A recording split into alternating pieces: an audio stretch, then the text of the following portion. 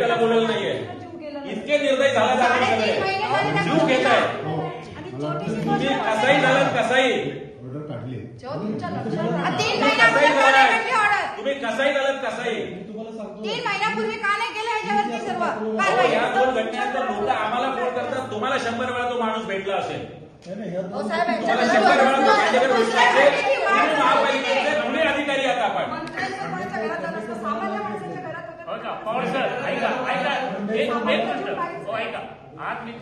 हे निर्दयीपणा चालू आहे तुमच्या अधिकाऱ्यांकडून.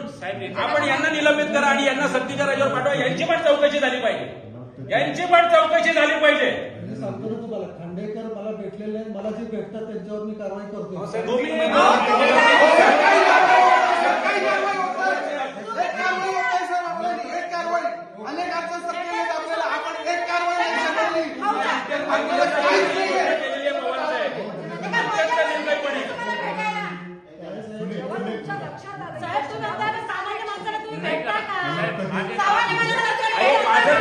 तुम्हाला माणसांचे जीव घ्यायचा, तुम्हाला लाज वाटत नाही. स्वतःचा मुलबाळ बघता की नाही त्याच्यामध्ये? स्वतःचा मुलबाळ दिसतं की नाही तुम्हाला? तुम्ही सामान्य माणसाला काय निर्लज्ज. नाही साहेब, एक लक्षात घ्या. तुम्हाला सांगतोय या पद्धतीच्या जर घटना घडत असेल, मी अजून खोलात गेलो ना 5 घटना या माणसाच्या संदर्भात अजून घडलेल्या असतील. मला फक्त आज कळलंय खांडेकरचं. मी इथून बाहेर गेलो ना 2 तासात मला 10 फोन येतील. तुम्हाला सांगतो या घटना 3 महिन्याच्या 3 नाहीयेत साहेब. यांनी 30 लोकांचे जीव घेतलेत आणि 30 बाळांचे सुद्धा जीव घेतले. मी करतो कारवाई त्याच्यावर. तुम्हाला पाझर फुटत नाही या संदर्भात? अहो, ज्या पोराचा जन्म झालेला नाही त्या 8 महिन्याचं बाळ तुम्ही पोटात असताना मारताय.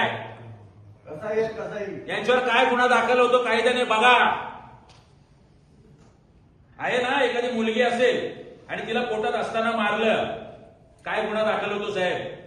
तो डॉक्टर आहे बीडचा, तुरुंगात आहे अजून. आणि तुम्ही आहे ना, हे मोकाट फिरतायत. तुमचे डॉक्टर मोकाट फिरतायत. माहिती नाहीये ही गोष्ट अत्यंत चुकीची आहे. याची तुम्ही माहिती करून याच्यावर कारवाई करायलाच पाहिजे होती.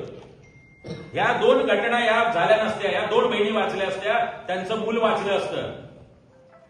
लोकांना प्रयत्नातून बाळ होतं, 5-5 IVF करून बाळ होतात आणि तुम्ही काय निर्लज्जासारखे बाळ मारत बसलाय. नाही, आम्हाला यांची सुद्धा चौकशी पाहिजे आणि हे चौकशी समितीत नाही पाहिजे.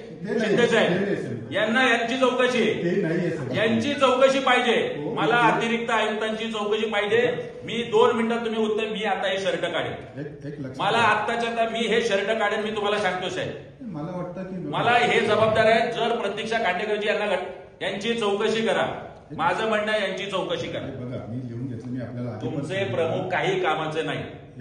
तुमचे प्रमुख काही कामाचे नाही. निर्लज्जपणे सांगतात की या घटनेची मला माहिती नाही. खांडेकर भेटला नाही म्हणजे त्याने त्याचं बाळ दगवायचं आणि तुम्हाला येऊन भेटायचे. तुम्ही मला एक सांगा, तुमच्या हॉस्पिटलमधून बाळ दगावल्यानंतर, महिला दगावल्यानंतर रिपोर्ट येतो की नाही तुमच्याकडे ऍज अ प्रमुख म्हणून? पवार साहेब का नाहीये? तुम्ही विचारलं पाहिजे की नाही साहेब?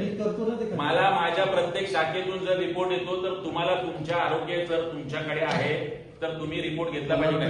शिंदे साहेब यांनी घेतला पाहिजे की नाही? शिंदे साहेब यांनी घेतला पाहिजे की नाही? यांनी घेतला पाहिजे की नाही? यांनी घेतला पाहिजे की नाही मला सांगा. मी काय विचारतो साहेब, हो की नाही? यांनी घेतला पाहिजे की नाही? हे रिपोर्ट तुम्ही घ्यायला पाहिजे. 10 दिवसांचे रिपोर्ट आणि तुम्ही विचारायला पाहिजे. देसाई बरोबर आहे की चुकीचं आहे?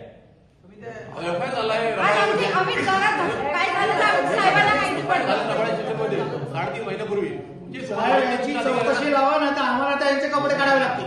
मला वाटतं की बघा, आपण ज्या गोष्टीसाठी आपण आज इथे आलो साहेब, 3 घटनेसाठी मी आलोय. नंबर 1, फोर्टिस हॉस्पिटलला ज्या 2 मुली ऍडमिट आहेत त्यासाठी, सोनम आणि त्या काय त्या दुसऱ्या ज्या आहेत आमच्या रुचा मिश्रा त्यांच्यासाठी, आणि तिसरी ही प्रतीक्षाताई आहे. प्रतीक्षाताईंची मी आपण जसं म्हटलं मी ती चौकशी पण हे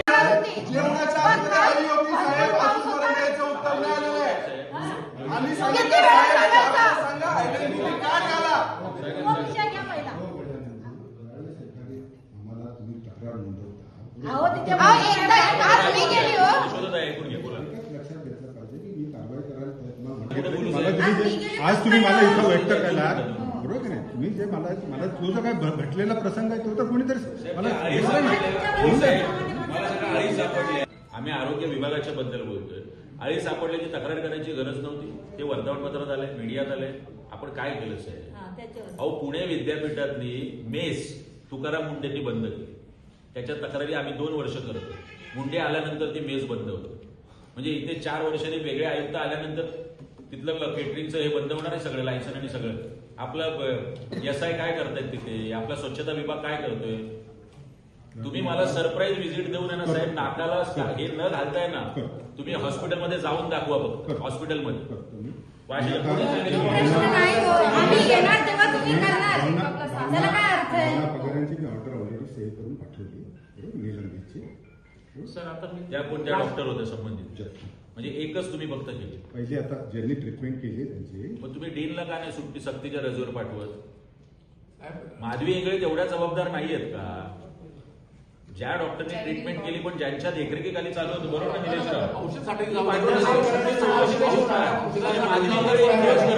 चौकशीला जेजेच्या डीनच्या अंडर तुम्ही हे करताय, तुम्ही माधवी इंगळे नाही सक्तीच्या रजेवर पाठवा.